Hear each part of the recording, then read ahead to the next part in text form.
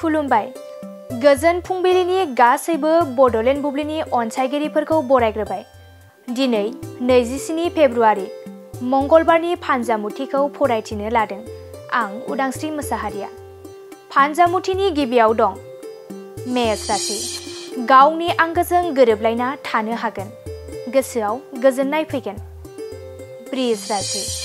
नोंथांनि सुथुरा बांनो हागौ, सुथुरा नोंथांखौ नाख्रेबनो नाजागोन, गाज्रि सान। मिथुन राशि। गुबुना नोंथांखौ हिन जानो हागौ, नोंथांनि मोजांखौ नुनानै गुबुना हिन जानो हागौ। कर्कट राशि। नोंथाङा गुबुननिफ्राय अनसुंथाइ मोननो हागौ, मोजां सान। सिंह राशि। गुबुना नोंथांखौ सन्देह खालामनो हागौ, सांग्रां जाना थानाया गाहाम जागोन। कन्या राशि। मोजां हाबा मावनानै मुं गोसारनो हागौ, गुबुनजों अनसायजागोन, मोजां सान। तुला राशि। हेंथा सोमजिनो हागौ, नोंथांनि मावनो लानाय खामानियाव गुबुना हेंथा होनो हागौ। वृश्चिक राशि। रां रुफा आरजिनो हागोन, बेफार फालांगि बायदिफोराव मुलाम्फा जागोन, मोजां सान। धनु राशि। नोंथाङा जेंनानिफ्राय उदां जानो थाखाय गेदेर फुजा होनायनि गोनांथि जानो हागौ, थाबैनो फुजाखौ होना लानाया गाहाम जागोन। मकर राशि। गेदेर जेंनायाव गोग्लैनो हागौ, एसे खेल लानानै थानाया गाहाम जागोन। कुम्भ राशि। गावनि आंगोजों नोंथाङा नागारलायनांनो हागौ, दुखुनि सान जागोन। मीन राशि।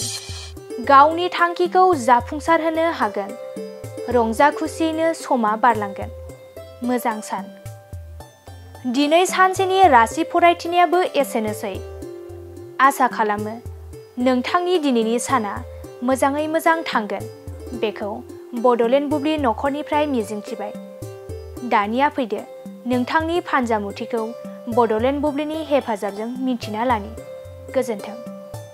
बेराम आजार जानाय सुबुंफोरनि थाखाय ईश्वर पलिक्लिनिक एन्ड रिसार्च सेन्टारा गोबां खाबुफोर लाबोदों। बे ईश्वर पलिक्लिनिक एन्ड रिसार्च सेन्टाराव गोबां बेराम जानाय सोखानो हाग्रा मोजां रोंगौथि गोनां डक्टरफोर दं।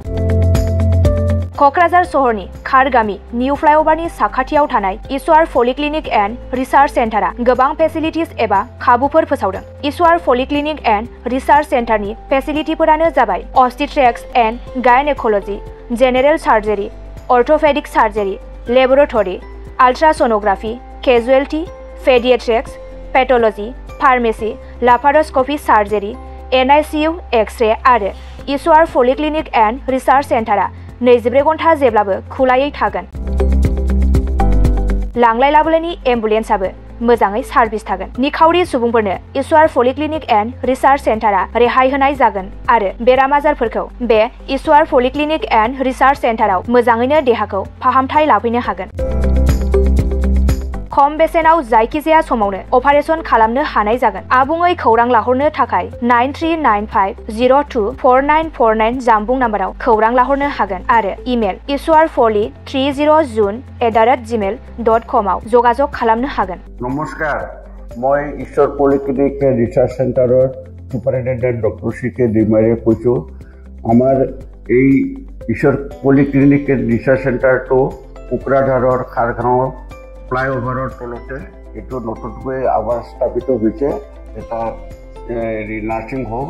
ইয়াতে আমাৰ এই নাৰ্ছিং হোমত বিভিন্ন বিভাগৰ চিকিৎসা কৰা হয়, যেনেকৈ অৰ্থ'পেডিক্সৰ আৰু গাইনক'লজি আৰু তাৰপিছতে জেনেৰেল চাৰ্জাৰী, আৰু আমাৰ ইয়াতে জেনেৰেল চাৰ্জাৰী হোৱাৰ লগতে লেপাৰস্কোপিক অপাৰেশ্যনো হয়।